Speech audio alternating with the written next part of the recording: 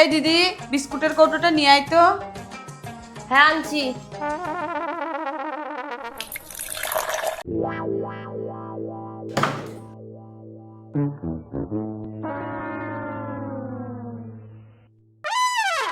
আমাকে চা দিবি না?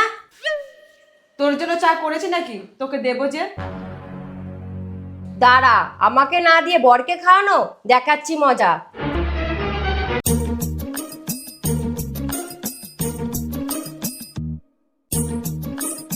ভাই, আমি তোমাকে দুটো কাজ দেবো, যদি করো তাহলে 2000 টাকা পাবা। আগে টাকা দাও। এই নাও। কাজ বলো, কি কাজ করতে হবে? তোমার বউকে একটা চড় মারো।